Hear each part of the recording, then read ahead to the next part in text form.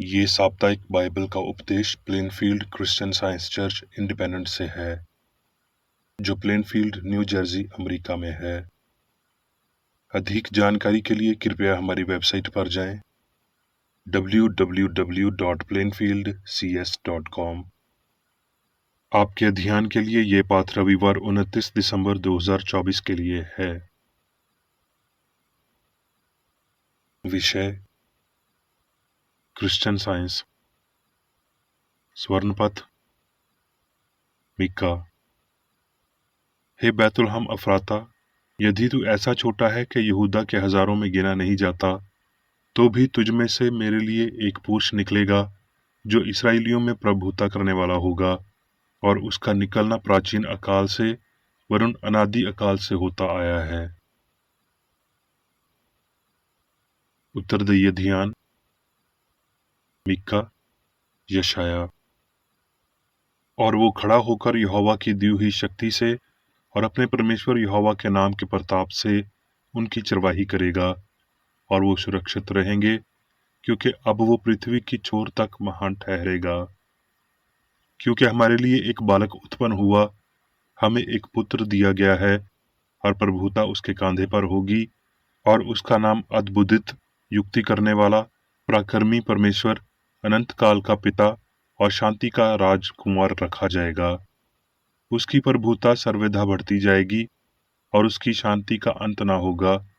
इसलिए वो उसको दाऊद की गद्दी पर इस समय से लेकर सर्वदा के लिए न्याय धर्म के द्वारा स्थिर किए और संभाले रहेगा। सेनाओं के यहोवा की धुन की द्वारा ये हो जाएगा। हर एक ताई भर दी जाए, और हर एक पहाड़ और पहाड़ी गिरा दी जाए। जो टेढ़ा है वो सीधा, और जो ऊंचा है वो चौरस किया जाए। तब यहोवा का तेज प्रगट होगा, और सब पुरानी उसको एक संग देखेंगे, क्योंकि यहोवा ने आप ही ऐसा कहा है। पाठ उपदेश बाइबल में से यशाया। तब यशी के ठोंठ में से एक डाली फूट निकलेगी, और उसकी जड़ में से एक शाखा निकलकर फलवंत होगी। और यहोवा की आत्मा, बुद्धि और समझ की आत्मा, युक्ति और पराक्रम की आत्मा, और ज्ञान और यहोवा के भय की आत्मा उस पर ठहरेगी। और उसको यहोवा का भय सुगंध सा भाएगा। वो मुंह देखा न्याय न करेगा, और न अपने कानों के सुनने के अनुसार निर्णय करेगा, परंतु वो कंगालों को न्याय धाम से और पृथ्वी के नम्र लोगों का निर्णय खराई से करेगा। और वो पृथ्वी को अपने वचन के सौंते से मारेगा, और अपनी फूंक के झोंके से दुष्ट को मिटा डालेगा। उसकी कट्टी का फेंटा धाम, और उसकी कमर का फेंटा सच्चाई होगी। तब भेड़िया भेड़ के बच्चे के संग रहा करेगा, और चीता बकरी के बच्चे के साथ बैठा रहेगा। और बछड़ा और जवान सिंह और पाला पोसा हुआ बैल तीनों इकट्ठे रहेंगे, और एक छोटा लड़का उनकी अगुवाई करेगा। मेरे सारे पवित्र पर्वत पर ना तो कोई दुख देगा और ना हानि करेगा, क्योंकि पृथ्वी यहोवा के ज्ञान से ऐसी भर जाएगी जैसे जल समंदर में भरा रहता है। मत्ती। अब यीशु मसीह का जन्म इस प्रकार से हुआ कि जब उसकी माता मरियम की मंगनी यूसुफ के साथ हो गई, तो उनके इकट्ठे होने के पहले से वो पवित्र आत्मा की ओर से गर्भवती पाई गई। सो उसके पति यूसुफ ने, जो धार्मी था और उसे बदनाम करना नहीं चाहता था, उसे चुपके से त्याग देने की हिंसा की। जब वो इन बातों की सोच ही में था, तो प्रभु का स्वर्गदूत उसे सपने में दिखाई देकर कहने लगा, हे यूसुफ, दाऊद की संतान, तू अपनी पत्नी मरियम को अपने यहाँ ले आने से मत डर, क्योंकि जो उसके गर्भ में है वो पवित्र आत्मा की ओर से है। वो पुत्र जनेगी, और तू उसका नाम यीशु रखना, क्योंकि वो अपने लोगों का उनके पापों से उद्धार करेगा। ये सब इसलिए हुआ कि जो वचन प्रभु ने भविष्य अद्विकताओं के द्वारा कहा था पूरा हो, कि देखो, एक कुंवारी गर्भवती होगी और एक पुत्र जनेगी, और उसका नाम इमैनुअल रखा जाएगा, जिसका अर्थ ये है, परमेश्वर हमारे साथ। सो यूसुफ नींद से जागकर प्रभु के दूत की आज्ञा अनुसार अपनी पत्नी को अपने यहाँ ले आया, और जब तक वो पुत्र न जनी तब तक वो उसके पास ना गया, और उसने उसका नाम यीशु रखा। मत्ती। हेरोदिस राजा के दिनों में जब यहूदिया के बैतुलहम में यीशु का जन्म हुआ, तो देखो, पूरब से कई ज्योतिषी यरूशलेम में आकर पूछने लगे कि यहूदियों का राजा जिसका जन्म हुआ है कहाँ है, क्योंकि हमने पूरब में उसका तारा देखा है और उसको प्रणाम करने आए हैं। ये सुनकर हेरोदिस राजा और उसके साथ सारा यरूशलेम घबरा गया, और उसने लोगों के सब महायाजकों और शास्त्रियों को इकट्ठा करके उनसे पूछा कि मसीह का जन्म कहाँ होना चाहिए। उन्होंने उससे कहा, यहूदिया के बैतलहम में, क्योंकि भविष्य अद्विकताओं द्वारा यूं ही लिखा है कि हे बैतलहम, जो यहूदा के देश में है, तो किसी रीति से यहूदा के अधिकारियों में सबसे छोटा नहीं, क्योंकि तुझ में से एक अधिपति निकलेगा जो मेरी प्रजा इसराइल की रखवाली करेगा। तब हेरोदिस ने ज्योतिषियों को चुपके से बुलाकर उनसे पूछा कि तारा ठीक किस समय दिखाई दिया था, और उनसे ये कहकर उन्हें बैतलहम भेजा कि जाकर उस बालक के विषय में ठीक ठीक मालूम करो, और जब वो मिल जाए तो मुझे समाचार दो, ताकि मैं भी आकर उसको परिणाम करूं। वो राजा की बात सुनकर चले गए, और देखो, जो तारा उन्होंने पूर्व में देखा था वो उनके आगे आगे चला, और जहां बालक था उस जगह के ऊपर पहुंचकर ठहर गया। उस तारे को देखकर वो अति आनंदित हुए, और उस घर में पहुंचकर उस बालक को उसकी माता मरियम के साथ देखा, और मुंह के बल गिरकर उसे प्रणाम किया, और अपना अपना थैला खोलकर उसे सोना और रुबान और गंधर्स की भेंट चढ़ाई। लूका। और वो बालक बढ़ता और बलवंत होता और बुद्धि से परिपूर्ण होता गया, और परमेश्वर का अनुग्रह उस पर था। उसके माता पिता प्रति वर्ष फिसा के पर्व में यरूशलेम को जाया करते थे। जब वो 12 वर्ष का हुआ तो वो पर्व की रीति के अनुसार यरूशलेम को गए, और जब वो उन दिनों को पूरा करके लौटने लगे तो वो लड़का यीशु यरूशलेम में रह गया, और ये उसके माता पिता नहीं जानते थे। वो ये समझकर कि वो और यात्रियों के साथ होगा, एक दिन का पड़ाव निकल गए, और उसे अपने कुटुंबियों और जान पहचान वालों में ढूंढने लगे। पर जब नहीं निकला तो ढूंढते ढूंढते यरूशलेम को फिर लौट गए, और 3 दिन के बाद उन्होंने मंदिर में उपदेशकों के बीच में बैठे उनकी सुनते और उनसे प्रश्न करते पाया, और जितने उसकी सुन रहे थे वो सब उसकी समझ और उसके उत्तरों से चकित थे। तब वो उसे देखकर चकित हुए, और उसकी माता ने उससे कहा, हे पुत्र, तूने हमसे क्यों ऐसा व्यवहार किया? देख, तेरा पिता और मैं घुटते हुए तुझे ढूंढते थे। उसने उनसे कहा, तुम मुझे क्यों ढूंढते थे? क्या नहीं जानते थे कि मुझे अपने पिता के भवन में होना अवश्य है? और यीशु बुद्धि और डेल डोल में और परमेश्वर और मनुष्यों के अनुग्रह में बढ़ता गया। अब मैं मेरी बेकर एडी द्वारा क्रिश्चियन साइंस की किताब विज्ञान और स्वस्थ शास्त्रों की कुंजी के साथ के साहस संबंधी अंश पढ़ूंगा। विज्ञान और स्वस्थ। अनंत पर टिके रहने वालों के लिए आज का दिन आशीर्वाद के साथ बुरा है। जागृत चरवाहा सुबह की पहली धुंधली किरणों को देखता है, तभी एक जी उठने के दिन की पूरी चमक आती है। इस प्रकार भविष्य अद्विकता चरवाहों के लिए पीला तारा चमका, तो भी रात बीत गई और वो आ गया, जहां बैतुलहम के बच्चे मसीह के मानव संदेशवाहक सत्य को अस्पष्टता में रखा गया था, जो अंधे को स्पष्ट कर देगा कि मसीह यीशु के द्वारा उद्धार का मार्ग समझ में आ जाएगा, जब तक कि त्रुटि की रात भर भोर की किरणें न चमकें और होने के मार्गदर्शक सितारे को चमकाएं। ज्ञानियों को दिव्य विज्ञान के इस दिन के तारे को दिखाने और उसका पालन करने के लिए प्रेरित किया गया, जिससे शाश्वत सिद्धभाव का मार्ग प्रशस्त हुआ। विचारकों का समय आ गया है।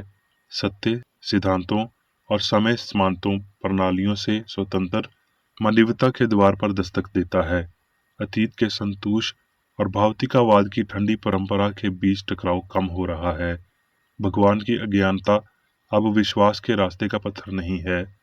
आज्ञाकारिता की एकमात्र जमानत उसी की एक सही आशंका है, जिसे जानने के लिए जीवन अनंत है। यद्यपि साम्राज्य गिरते हैं, प्रभु हमेशा के लिए शासन करेंगे। एक पुस्तक नए विचारों का परिचय तो करवाती है, लेकिन उन्हें शीघ्रता से समझा नहीं सकती। ऊंचे अंजीर को काटना और खुरदरे पत्थर को काटना मजबूत अगरादूत का काम है। भावी पीढ़ियों को ये बताना होगा कि अगरानी ने क्या हासिल किया है। क्रिश्चियन साइंस का शारीरिक उपचार अब परिणाम है। यीशु के समय के अनुसार ईश्वरीय सिद्धांत के संचालन से इससे पहले के पाप और बीमारी मानवीय चेतना में अपनी वास्तविकता खो देते हैं और सिद्ध भाविक रूप से गायब हो जाते हैं, और आवश्यक रूप से अंधेरा प्रकाश और पाप को सुधार के लिए जगा देता है। अब अतीत की तरह ये शक्तिशाली कार्य अलौकिक नहीं हैं, बल्कि सर्वोच्च प्राकृतिक हैं। वो इमैनुअल या भगवान हमारे साथ है का संकेत हैं। मानवीय चेतना में मौजूद एक दिव्य प्रभाव और खुद को दोहराते हुए अब जैसा कि वादा किया गया था आ रहा है कि बिंदुओं को छुटकारे का, अंधों को दृष्टि पाने का सुसमाचार प्रचार करूं और कुचले हुओं को छुड़ाऊं। यीशु एक कंवारी का बेटा था। उन्हें परमेश्वर के वचन का उपदेश देने और मनुष्यों के रूप में प्रकट करने के लिए नियुक्त किया गया था, ताकि वो समझ के साथ विचारों को भी जान सकें। उनके बारे में मरियम की धारणा आध्यात्मिक थी, क्योंकि केवल पवित्रता ही सत्य और प्रेम को प्रतिबिंबित कर सकती थी, जो स्पष्ट रूप से अच्छे और शुद्ध मसीह यीशु में अवतरित थे। उन्होंने उच्चतम प्रकार की दिव्यता व्यक्त की, जो उस युग में एक मानसल रूप में व्यक्त कर सकता था। असल और आदर्श मनुष्य में मांस तत्व प्रवेश नहीं कर सकता। इस प्रकार ये है कि मसीह अपनी छवि में भगवान और मनुष्य के बीच में संयुग या आध्यात्मिक समझौते को दर्शाता है। नासरत के यीशु के आगमन ने मसीही युग की पहला शताब्दी को चिह्नित किया, लेकिन मसीह वर्षों या दिनों की शुरुआत के बिना है। मसीही युग के पहले और बाद में सभी पीढ़ियों के दौरान आध्यात्मिक विचार के रूप में मसीह भगवान का प्रतिबिंब, शक्ति और अनुग्रह के कुछ उपाय के साथ आया, जो सभी मसीह सत्य को प्राप्त करने के लिए तैयार हैं। हमारे मास्टर ने बीमारों को ठीक किया, मसीही उपचार का अभ्यास किया और अपने छात्रों को इसके दिव्य सिद्धांत की समानताओं को सिखाया। लेकिन उन्होंने बीमारी को ठीक करने और रोकने के इस सिद्धांत को प्रदर्शित करने के लिए कोई निश्चित नियम नहीं बनाया। क्रिश्चियन साइंस में इस नियम की खोज की जानी बाकी है। 19वीं सदी के अंत में मैंने क्रिश्चियन साइंस के दिव्य नियमों का प्रदर्शन किया। उन्हें व्यापकतम व्यावहारिक परीक्षण के अधीन किया गया, और हर जगह जब उन्हें उन परिस्थितियों में ईमानदारी से लागू किया गया जहां मानवीय रूप से प्रदर्शन संभव था, तो इस विज्ञान ने दिखाया कि सत्य ने अपनी दिव्य और उपचारात्मक प्रभावकारिता को नहीं खाया है। भले ही यीशु द्वारा यहूदा की पहाड़ियों और गलील की घाटियों में इन नियमों का पालन किए हुए सदियां बीत चुकी थीं। ये अप्रत्यक्ष सिद्धांत इमैनुअल के रहस्य उद्घाटन की ओर इशारा करता है। भगवान हमारे साथ है। संप्रभु उपस्थिति पुरुषों के बच्चों को हर बीमारी से बचाते हुए, शरीर जिसका वारिस है। क्रिश्चियन साइंस के माध्यम से धर्म और चिकित्सा एक दिव्य प्रकृति और सारे प्रतीत हैं। ये ताज़ा विश्वास और समझ के लिए दिया जाता है, और विचार भगवान के साथ खुद को बुद्धिमानी से परिचित करते हैं। जब मृत्यु घाटी की छाया में पहले से ही खड़े होकर नश्वर अस्तित्व की सीमा के पास मैंने दिव्य विज्ञान में इन सच्चाइयों को सीखा है। सभी वास्तविक अस्तित्व ईश्वर दिव्य मन में है, और के जीवन, सत्य, प्रेम, सर्वशक्तिशाली और सर्ववर्तमान है। सत्य के विपरीत, जिसे त्रुटि कहा जाता है, पाप, मृत्यु, बीमारी, सामग्री में मन की झूठी भावतिक भावना की झूठी गवाही है। मेरी खोज के त्रुटिपूर्ण, नश्वर, गलत नाम वाला मन नश्वर शरीर के सभी जीव और क्रिया का उत्पादन करता है, मेरे विचारों को नए स्थानों में काम करने के लिए सेट करता है, और इस प्रस्ताव के मेरे प्रदर्शन तक ले जाता है कि मन ही सब कुछ है और पदार्थ अग्रणी रूप में शून्य है। मन विज्ञान में कारक है। क्रिश्चियन साइंस निर्वाद रूप से प्रकट करती है कि मन ही सब कुछ है, कि केवल वास्तविकताएं ही दिव्य मन और विचार हैं। अपनी खोज के 3 साल बाद मैंने माइंड हीलिंग की इस समस्या का समाधान खोजा, शास्त्रों की खोज की ओर थोड़ा और पढ़ा, समाज से अलग रखा और एक सकारात्मक नियम की खोज के लिए समय और ऊर्जा समर्पित की। ये खोज मधुर, शांत और आशा से भरी हुई थी, स्वार्थपूर्ण या निराशाजनक नहीं थी। मैं जानता था कि सभी सामंजस्य पूर्ण मन के कार्य का सिद्धांत ईश्वर है और ये कि पवित्र उत्थान विश्वास द्वारा आदम मसीही उपचार में उत्पन्न हुए थे। लेकिन मुझे इस उपचार का पता होना चाहिए और मैं दिव्य रहस्य उद्घाटन, कारण और प्रदर्शन के माध्यम से पूर्ण निष्कर्ष के लिए अपना रास्ता जीता। समझ में सत्य का रहस्य उद्घाटन मेरे पास धीरे धीरे और स्पष्ट रूप से दिव्य शक्ति के माध्यम से आया।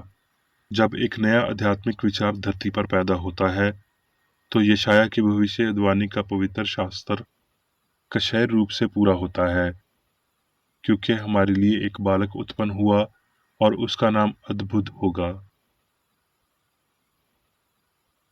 अब मैं मेरी बेकर एडी द्वारा चर्च मैनुअल में दिए गए 3 दैनिक कर्तव्यों को पढ़ूंगा।